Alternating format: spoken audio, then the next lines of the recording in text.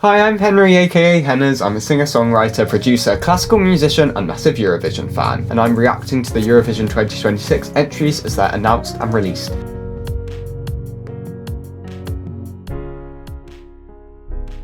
I'm slowly but surely getting through the Super Saturday entries, and today I'm doing Italy. This is the winner of Sanremo. Last year, obviously, Ollie, quite well established in Italy, won Sanremo, but had tour date scheduled, I think, so ended up not going to the contest. But this year, Sal Da Vinci, I believe his name is going to the contest. He has confirmed this. So we have our Italy entrant confirmed fairly soon after Sanremo has actually happened. I feel like I really need to watch Sanremo one year because I love Italian music, but maybe I feel like the thought of sitting through 30 performances is kind of insane. I mean, I know 30 entrants in a national final isn't crazy or unheard of. I mean, Melfest do it, but like in one night, I don't know how you Italians do that. But I love that for you. I mean, I do know how you do it. Italian music is incredible and there's so much talent in Italy, so I'm sure it's probably quite easy to get through. I am really invested in Italy this year to see if they maintain their top 7 streak, which they've been going with since 2018, 17? I can't quite think. I'll have to check that one, but it's been a hot sec, so good for them. So it'll be interesting to see if this entry remains in the top 7. So this is Sal Da Vinci with Per Sempre Sì, which means forever yes. This is the first non-English title that I've been able to translate into English all by myself. So proud of myself. I speak a tiny bit of Italian. Allora, questo video è per I miei spettatori italiani? Spettatori? Non lo so. I'm just going to get on with the reaction. There may be a few cuts and edits because of copyright as usual, but the extended reaction's on my Patreon if you're interested. So, Sal Da Vinci, what do you have in store for us? Andiamo. Oh, there he is. What are these crowd noises? I'm scared. Oh. Love the live instrumentation. Makes such a big difference. Oh, a bit disco vibes. Very 70s, 80s. Quite a comfortable range. Feels quite warm and conversational. Got the electric guitar and the piano as the key features. C minor we're in. I think we're going between C minor and F minor maybe, somewhere around there. Nice, warm, welcoming voice, I'd say.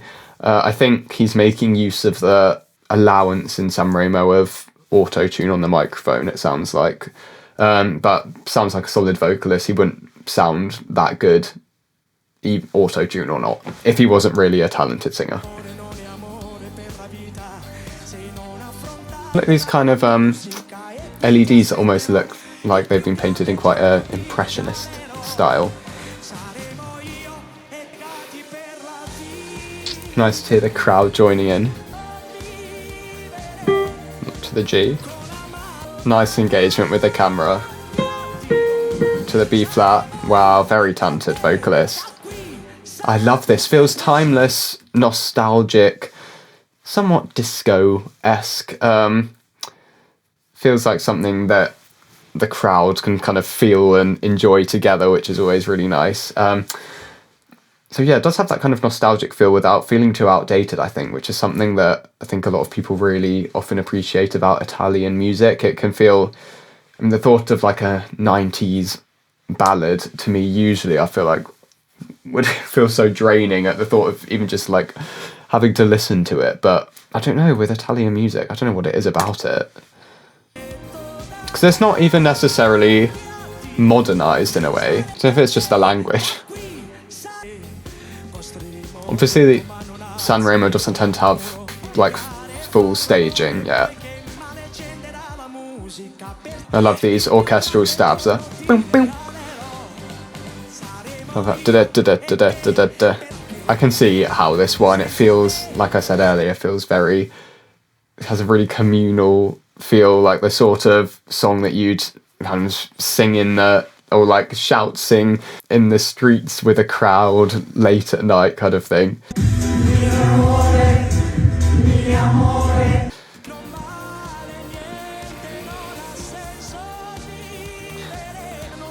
I know I said it. Also, I know I said I speak a tiny bit of Italian. I'm not that quick, and like I barely speak any at all, so I'm gonna have to properly look at the lyrics after. Lovely mixed voice and control. I'll go back into that bridge section. I can tell he's got a good control over his voice because there's up on that highest note, there's vibrato on it, and you can't really let that natural vibrato come through unless you're in a really relaxed, the larynx is in a neutral position and isn't being forced up or down. So we go into this slowed down bridge section. He seems really charming. Oh, who's she? Who's the lucky lady? That's so fun. Oh, look at him go. Oh, he's a natural. I love the maximalist drama. Oh, bless him. That was really cute.